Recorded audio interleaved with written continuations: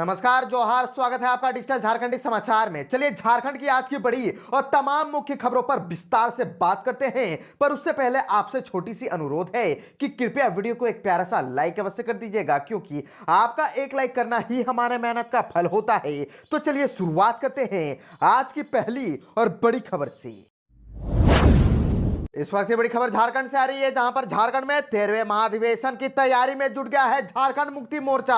बिहार चुनाव में उम्मीदवार उतारने पर होगी अहम चर्चा और 6 राज्यों के 3000 प्रतिनिधि होंगे शामिल। दरअसल झारखंड मुक्ति मोर्चा जल्द ही अपना 13वां महाधिवेशन करने जा रहा है। यह महाधिवेशन इस बार महत्वपूर्ण होने जा रहा है। इस अधिवेशन में बिहार में होने वाले विधानसभा चुनाव में पार्टी हिस्सा लेगी या नहीं, इस पर चर्चा की जाएगी। हालांकि पार्टी सूत्रों के मुताबिक बिहार के 12 विधानसभा क्षेत्रों में चुनाव लड़ने की तैयारी पार्टी ने कर रही है। जेएमएम यानी कि झारखंड मुक्ति मोर्चा बिहार विधानसभा चुनाव पहले भी लड़ चुकी है और आपको बता दें कि पिछले चुनाव में भी उम्मीदवार उतारे थे, पर सफलता हाथ नहीं लगी। और बिहार विधानसभा चुनाव को मद्देनजर रखते हुए आयोजित किए जा रहे इस महाधिवेशन में 6 राज्यों के 3000 प्रतिनिधि शामिल हो सकते हैं। ये प्रतिनिधि बिहार, पश्चिम बंगाल, उड़ीसा, छत्तीसगढ़, असम और तमिलनाडु समेत देश भर से होंगे। और आपको बताते चले कि झारखंड से सटे बिहार के बॉर्डर इलाके में जेएमएम समर्थकों की बड़ी संख्या है। यह स्थिति बंगाल और उड़ीसा राज्यों में भी है। ऐसे में पार्टी को उम्मीद है कि बड़ी संख्या में समर्थकों का जुटान होगा। जानकारी के मुताबिक अभी तारीख और स्थल तय नहीं किया गया है, जल्द ही इसकी घोषणा होगी और महाधिवेशन के दौरान ही केंद्रीय समिति का पुनर्गठन होगा। और आपको बताते चले कि इसी साल बिहार में होने जा रहे विधानसभा चुनाव में जेएमएम 12 सीटों पर उम्मीदवार उतारने जाने को लेकर के राजद कांग्रेस गठबंधन से दावेदारी करेगी। और जेएमएम जिन सीटों को लेकर के अपनी दावेदारी करेगी उनमें तारापुर, कटोरिया, मनिहारी, झाझा, बांका, ठाकुरगंज, रुपौली, रामपुर, बनमखनी, जमालपुर, पीरपैंती और चकाई है। झारखंड से और एक बड़ी खबर आ रही है, जहां पर झारखंड मुक्ति मोर्चा ने बीजेपी पर लगा दिए हैं गंभीर आरोप। गोगो दीदी योजना को लेकर के फॉर्म भरवा रहे थे बीजेपी कार्यकर्ता, इसको लेकर के आरोप लगा दिया गया है। दरअसल हाल ही में संपन्न विधानसभा चुनाव में भाजपा ने हेमंत सरकार की मैया सम्मान योजना को टक्कर देने के लिए सत्ता में आने पर 2100 रुपए मासिक वाली गोगो दीदी स्कीम की घोषणा की थी, लेकिन भाजपा वालों ने इस स्कीम के नाम पर खेला कर दिया है। सत्तारूढ़ झारखंड मुक्ति मोर्चा ने आरोप लगाया है कि भाजपाइयों ने चुनाव के दौरान गोगो दीदी का फार्म महिलाओं से भरवाकर प्रति फॉर्म 500 रुपए वसूले। राज्य सरकार महिलाओं से वसूले गए पैसे वापस कराएगी। पार्टी महासचिव सुप्रियो भट्टाचार्य ने एक प्रेस वार्ता में कहा कि भाजपा की योजना फर्जी थी। उन्होंने केंद्र सरकार को चुनौती भी दे दी है कि अगर महिलाओं के सशक्तिकरण की चिंता है तो राष्ट्रीय स्तर पर गोगो दीदी स्कीम क्यों नहीं लागू करते। हेमंत सरकार की प्राथमिकता महिला सशक्तिकरण है। हेमंत सोरेन ने वादा किया था कि दिसंबर में मैया सम्मान राशि 2500 रुपए किया जाएगा, जिसे पूरा किया गया। देश में पहली बार कोई सरकार इतनी बड़ी संख्या में 56 लाख महिलाओं को 2500 रुपए प्रति महीने दे रही है। जिनके खाते में दिसंबर महीने का पैसा नहीं गया है तो उनको एक साथ 5000 रुपए डाले जाएंगे। भाजपा के प्रदेश अध्यक्ष बाबूलाल मरांडी पर तंज कसते हुए उन्होंने कहा कि वे काफी विद्वान है। विधानसभा गठन का 1 महीना से अधिक समय हो गया, लेकिन उनको अभी तक विधायक दल का नेता नहीं मिला है। वे धान के अधिकतम समर्थन मूल्य की बात कर रहे हैं। उन्हें बताना चाहिए कि अपने कार्यकाल में उन्होंने एमएसपी पर कब धान की खरीदारी की। जेएसएससी सीजीएल पेपर लीक मामले को लेकर के सीआईडी ने दर्ज कर ली है एक और नई एफआईआर। दरअसल सीजीएल परीक्षा में जेएसएससी की शिकायत पर झारखंड सीआईडी ने एक और एफआईआर दर्ज की है। वहीं रातू थाने में दर्ज केस को भी सीआईडी ने टेक ओवर कर लिया है। मामले की जांच के लिए सीआईडी विज्ञापन छपवाकर सबूत भी इकट्ठा करेगी। सीजीएल परीक्षा में कथित पेपर लीक के आरोपों को लेकर के सीआईडी ने आम लोगों और परीक्षार्थियों से सबूत मांगे हैं। झारखंड के डीजीपी अनुराग गुप्ता ने बताया कि राज्य में विज्ञापन के जरिए आम लोगों तक सूचना पहुंचाई जाएगी कि किसी भी व्यक्ति के पास पेपर लीक से जुड़ा कोई भी साक्ष्य हो तो उसे सीआईडी को उपलब्ध कराए। इन साक्ष्य को भी जांच में शामिल किया जाएगा। और आपको बताते चले कि जेएसएससी के द्वारा सीआईडी में दर्ज एफआईआर में बताया गया है कि 21 और 22 सितंबर को सीजीएल की परीक्षा आयोजित की गई थी। परीक्षा पूरी तरह कदाचार और पेपर लीक से मुक्त थी, लेकिन परीक्षा आयोजित होने के बाद कई लोगों ने जानबूझकर के फर्जी वीडियो और तस्वीरें वायरल की। इससे पूर्व रातू थाने में भी एक एफआईआर दर्ज हुई थी। झारखंड सीआईडी अब दोनों ही एफआईआर की जांच एसआईटी ये कराएगी। रातू थाने में सीजीएल परीक्षा में कथित पेपर लीक को लेकर के पहली एफआईआर राजेश कुमार के बयान पर दर्ज की गई थी। रांची सहित झारखंड के 5 जिलों में योजना की सुस्ती पर कृषि मंत्री नाराज हो गई है। अफसरों को मिल गई है फाइनल वार्निंग। दरअसल कृषि मंत्री शिल्पी नेहा तिर्की ने भूमि संरक्षण विभाग की ओर से संचालित योजनाओं के क्रियान्वयन में सुस्ती पर नाराजगी जताई है। उन्होंने भूमि संरक्षण विभाग के पदाधिकारियों को अगले 2 दिनों में क्षेत्र के विधायकों से मिलकर के योजना की जानकारी देने का निर्देश दे दिया है। उन्होंने कहा कि विभागीय अधिकारियों की सुस्ती की वजह से विभाग अपने लक्ष्य को हासिल नहीं कर पा रही है। विभाग द्वारा लाभुकों के लिए संचालित तालाब निर्माण, डीप बोरिंग योजना, ट्रैक्टर खरीद, कृषि संयंत्र का अपेक्षित लाभ नहीं दिया जा सका है। जितनी संख्या में आवेदन का अनुमोदन होना चाहिए उस लक्ष्य से 5 जिले काफी पीछे हैं। और आपको बताते चले कि मंत्री शिल्पी नेहा तिर्की ने कहा कि राज्य स्तर पर भूमि संरक्षण विभाग के द्वारा संचालित योजनाओं की नीति जरूरी है। उन्होंने हर माह निदेशालय स्तर पर योजनाओं का प्रगति रिपोर्ट की समीक्षा करने का भी निर्देश दिया गया है और भूमि संरक्षण विभाग के निदेशक को 3 से 4 दिनों के जिला स्तर पर रिपोर्ट लेने का निर्देश दिया गया है। उन्होंने इस बात को लेकर के नाराजगी जताई कि जिला स्तर पर खाली पद को भरा गया है, फिर भी बेहतर प्रदर्शन नहीं हो रहा है। अगर पदाधिकारियों के रहने और नहीं रहने से काम पर कोई असर नहीं पड़ रहा है तो उन्हें सोचने की जरूरत है। विभागीय अधिकारी कार्य संस्कृति में बदलाव लाएं और काम को गति दें। झारखंड से और एक बड़ी खबर आ रही है, जहां पर चौकीदार भर्ती परीक्षा में गड़बड़ी के आरोप को लेकर के अभ्यर्थियों ने एग्जाम रद्द करने की मांग को लेकर के कर दिया है प्रदर्शन। दरअसल चौकीदार परीक्षा को रद्द करने की मांग को लेकर के भारी संख्या में परीक्षार्थी जिला उपायुक्त कार्यालय पहुंचे और धरना प्रदर्शन कर जम करके हंगामा किया। परीक्षा देने वाले अभ्यर्थियों ने कहा कि परीक्षा प्रश्न गलत था और रिजल्ट में गड़बड़ी हुई है। अगर परीक्षा रद्द नहीं हुआ तो व्यापक आंदोलन होगा। वहीं जिला उपायुक्त ने कहा है कि शिकायत ले ली गई है और जांच कराई जा रही है। और आपको बताते चले कि देश में परीक्षाओं के बाद गड़बड़ी के आरोप और फिर हंगामा अब आम होता जा रहा है। इसी क्रम में पूर्वी सिंहभूम जिला में हुए चौकीदार परीक्षा में गड़बड़ी का मामला सामने आया है। जमशेदपुर जिला उपायुक्त कार्यालय में पूर्वी सिंहभूम जिला के चौकीदार परीक्षा को रद्द करने की मांग को लेकर के परीक्षार्थियों ने धरना प्रदर्शन किया। अभ्यर्थियों ने जिला प्रशासन के खिलाफ नारेबाजी भी की और माहौल को देखते हुए जिला 5 परीक्षार्थियों को बुला करके उनकी समस्या को सुना गया और हर संभव मदद करने का भरोसा उपायुक्त अनन्य मित्तल ने दिया। उन्होंने बताया कि कई अभ्यर्थियों ने इस परीक्षा को लेकर के आपत्ति दर्ज कराई है। एडीएम लॉ एंड ऑर्डर को जांच के लिए कहा गया है। इधर अभ्यर्थियों ने बताया कि 22 दिसंबर 2024 को आयोजित लिखित परीक्षा में भारी गड़बड़ी हुई थी। परीक्षा में कई प्रश्नों के उत्तर के विकल्प ही में गड़बड़ी थी। अभ्यर्थियों ने शिकायत की है कि कुछ प्रश्नों के उत्तर में दोनों विकल्प सही थे, जबकि कुछ अन्य प्रश्नों का कोई विकल्प सही नहीं था। झारखंड में मैया सम्मान योजना को लेकर के आ गई है एक और बहुत बड़ी खुशखबरी। रांची में होने जा रहा है कार्यक्रम, अधिकारियों तक पहुंचा नया आदेश। दरअसल मुख्यमंत्री मैया सम्मान योजना के राज्य स्तरीय समारोह की तैयारियां जोरों पर है। 6 जनवरी को आर्मी ग्राउंड खोजा टोली नामकुम में जिला प्रशासन की ओर से वृहद स्तर पर कार्यक्रम का आयोजन किया जाएगा। इसमें राज्य भर से 4 लाख महिला शामिल होगी। मुख्यमंत्री मैया सम्मान योजना के राज्य स्तरीय समारोह में मुख्यमंत्री लाभुकों के खाते में योजना की बढ़ी हुई सम्मान राशि 2500 रुपए भेजेंगे और कई लाभुकों के खाते में योजना अंतर्गत बढ़ी हुई राशि भेजी जा चुकी है। बचे हुए सभी लाभुकों के खाते में 6 जनवरी को डीबीटी के माध्यम से सम्मान राशि ट्रांसफर की जाएगी। और आपको बताते चले कि समारोह में दूसरे जिलों से आने वाले लाभुकों के आवागमन, अल्पाहार, वाहनों की पार्किंग, ये सभी व्यवस्था के लिए की जा रही तैयारियों पर उपायुक्त मंजूनाथ भजंत्री लगातार मॉनिटरिंग कर रहे हैं। उन्होंने संबंधित पदाधिकारियों को यह सुनिश्चित करने के निर्देश दिए हैं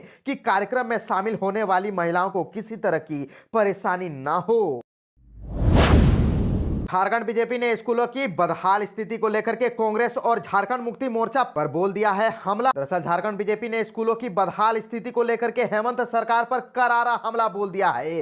पार्टी ने अपने आधिकारिक एक्स हैंडल पर 2 अखबार की खबरों का हवाला देते हुए लिखा कि हाय रे हेमंत सरकार, झारखंड के छात्रों का भविष्य किस तरह नर्क में जाता जा रहा है, इसका जीता जागता उदाहरण हेमंत सरकार की लापरवाही है। झारखंड बीजेपी ने अपने आगे की पोस्ट में लिखा है कि बरहागोड़ा में 12 करोड़ की लागत से बना एकलव्य विद्यालय में अब तक दाखिल भी नहीं हो सका है, जिस कारण आदिवासी बच्चों की शिक्षा ताले में बंद पड़ गई है। तो बताते चले कि इससे पहले पार्टी ने एक और अखबार की खबरों का हवाला देते हुए लिखा कि असहाय जिंदगी जीने को मजबूर बेटियां। झारखंड में झारखंड मुक्ति मोर्चा कांग्रेस राजद सरकार में लापरवाही इस कदर है कि सरकारी स्कूलों में बुनियादी सुविधाएं की भी किल्लत है। बीजेपी द्वारा शेयर किए गए अखबारों की रिपोर्ट में बरहागोड़ा के एकलव्य स्कूल में अब तक दाखिला नहीं होने का जिक्र है। इसमें आगे लिखा है कि प्रधानमंत्री मोदी ने 12 करोड़ की लागत से बरहागोड़ा में एकलव्य स्कूल का उद्घाटन किया था। तब कहा गया था कि इस स्कूल में एडमिशन प्रक्रिया शुरू हो जाएगी। इसके लिए नवंबर में प्रवेश परीक्षा ली जाएगी, लेकिन अब तक यहां नामांकन प्रक्रिया की तिथि भी घोषित नहीं हो सकी है। पूरे झारखंड में शीतलहर का प्रकोप जारी है और हाड़ कांपने वाली ठंड को लेकर रांची के स्कूल में 2 दिनों के लिए छुट्टी दे दी गई है। बच्चों ने ली अब राहत की सांसें। दरअसल झारखंड में कड़ाके की ठंड पड़ रही है, इसी वजह से स्कूली छात्रों को भारी परेशानी झेलनी पड़ रही है। रांची में इसका ज्यादा असर देखने को मिल रहा है। इसको ध्यान में रखते हुए रांची जिला प्रशासन ने 6 जनवरी और 7 जनवरी को सभी सरकारी और निजी स्कूलों को बंद रखने का आदेश जारी कर दिया है। रांची की डीपीआरओ उर्वशी ने इसकी पुष्टि की है। रांची के उपायुक्त मंजुनाथ भजंत्री ने अपने आदेश में स्पष्ट किया है कि 2 दिनों तक छुट्टी के दौरान शिक्षक और शिक्षाकर्मी तय समय पर स्कूल में उपस्थित रहते हुए स्कूली कार्यों का निष्पादन करेंगे। उत्तर पूर्व में चल रही ठंडी हवाओं के प्रभाव से राज्य के कई जिलों में शीतलहर जैसे हालात बने हुए हैं और आपको बताते चले कि ज्यादातर जिलों का न्यूनतम पारा 10 डिग्री से नीचे चला गया है। रांची का न्यूनतम पारा 8 डिग्री के नीचे रिकॉर्ड हुआ है और इसको ध्यान में रखते हुए जिला प्रशासन ने एहतियात कदम उठाया है। खास बात है कि 6 जनवरी को रांची के नामकुम स्थित खोजी टोली मैदान में राज्य स्तरीय मैया सम्मान योजना कार्यक्रम का आयोजन होना है। झारखंड से और एक बड़ी खबर आ रही है, जहां पर बोकारो में एनआईए की दबिश, नक्सल प्रभावित इलाकों में की छापेमारी। दरअसल जिले में एनआईए की टीम ने दबिश दी। एनआईए ने माओवादी संगठन से जुड़े बोकारो में जिले में कई स्थानों पर तलाशी ली। एनआईए की टीमों ने 8 स्थानों पर संदिग्धों और ओवरग्राउंड वर्करों के ठिकानों की तलाशी ली। इस दौरान कई आपत्तिजनक दस्तावेज और सामान बरामद किए। एनआईए के अनुसार जिनके ठिकानों की तलाशी ली गई है वो लोग माओवादियों से जुड़े थे और राशन और लेवी वसूलने में मदद करते थे। यह मामला आरसी 1/2024 माओवादियों द्वारा चतरोचट्टी बोकारो के वन क्षेत्र में सुरक्षा बलों पर किए गए हमले से संबंधित है। माओवादियों ने हमले की साजिश रचने के लिए सुंदर पहाड़ी क्षेत्र में डेरा डाला था। मिली जानकारी पर सुरक्षा बलों ने तलाशी शुरू की थी। इसी दौरान नक्सलियों ने गोलाबारी शुरू कर दी थी। जवाबी कार्रवाई में जवानों ने भी फायरिंग की, जिसके बाद नक्सली पीछे हट गए थे और बाद में सर्च ऑपरेशन के दौरान पुलिस को कई डिजिटल डिवाइसेस, नक्सल साहित्य और आपत्तिजनक सामग्री मिले थे, जिसके बाद विभिन्न धाराओं के तहत मामला दर्ज किया गया था। बाद में एनआईए ने मामला अपने हाथ में लेते हुए केस फिर से दर्ज किया था।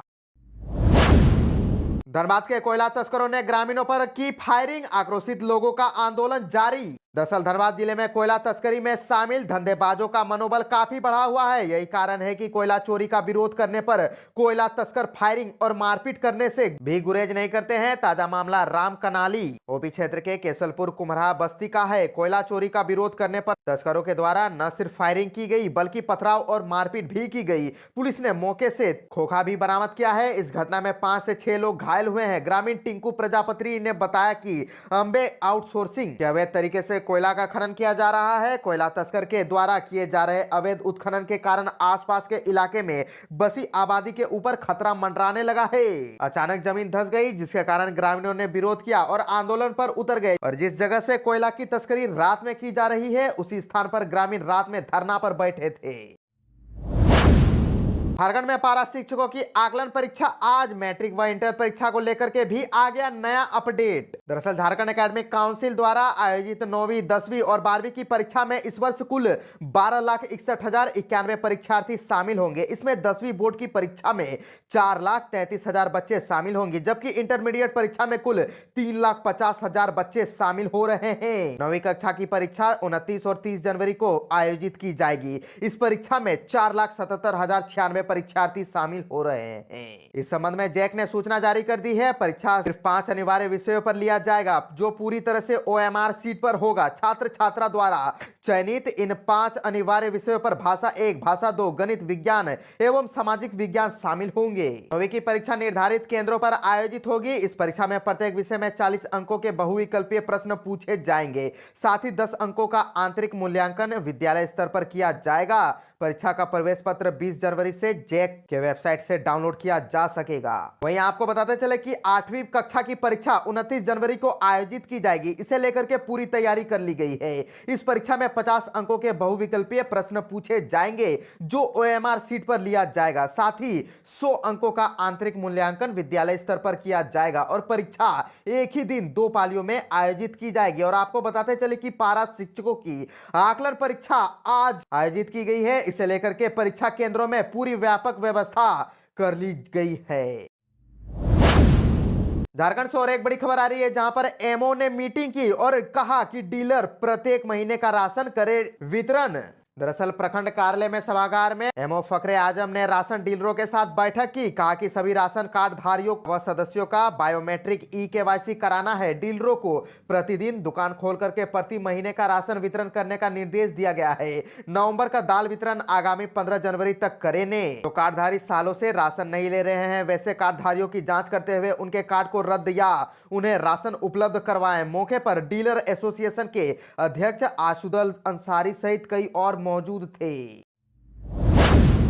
सीएम हेमंत सोरेन को गुरु गोविंद सिंह जयंती उत्सव का आमंत्रण। दरअसल सीएम हेमंत सोरेन को सिख समुदाय के प्रतिनिधि मंडल ने 19 जनवरी को आयोजित गुरु गोविंद सिंह जयंती उत्सव के लिए आमंत्रित किया है। राज्य सरकार की ओर से गुरु गोविंद सिंह की जयंती पर 6 जनवरी को अवकाश घोषित किया गया है। मुख्यमंत्री हेमंत सोरेन को नववर्ष 2025 की बधाई दी गई। चतरा के सांसद कालीचरण सिंह, झारखंड लोक सेवा आयोग की सदस्य अजिता भट्टाचार्य सहित कई और संघों ने शुभकामनाएं दी। आपको बताते चले कि झारखंड के मुख्यमंत्री हेमंत सोरेन से काके रोड स्थित मुख्यमंत्री आवासीय कार्यालय में सिख समुदाय के एक प्रतिनिधि मंडल ने मुलाकात की। उन्होंने सीएम हेमंत सोरेन को 19 जनवरी को गुरु गोविंद सिंह पब्लिक स्कूल के प्रांगण में आयोजित गुरु गोविंद सिंह जयंती उत्सव में शामिल होने के लिए आमंत्रित किया। दुमका में भीषण सड़क हादसा, ट्रक ने टेम्पो को मारी टक्कर और 4 लोगों की मौत। दरअसल दुमका में भीषण सड़क हादसे की सूचना मिली है। इस घटना में 4 लोगों की मौत हो गई है। मृतकों में 2 महिला और 2 पुरुष शामिल है, जबकि 4 लोग घायल बताए जा रहे हैं। दुर्घटना में मरे गए सभी लोग नोनीहाट गांव के रहने वाले हैं। जानकारी के मुताबिक सभी लोग नोनीहाट के टेम्पो पर सवार होकर के मसान जोड़ डैम गए थे। लौटते वक्त धान लदे ट्रक ने टक्कर मार दिया। फिलहाल सभी घायलों का एक स्थानीय अस्पताल में इलाज चल रहा है।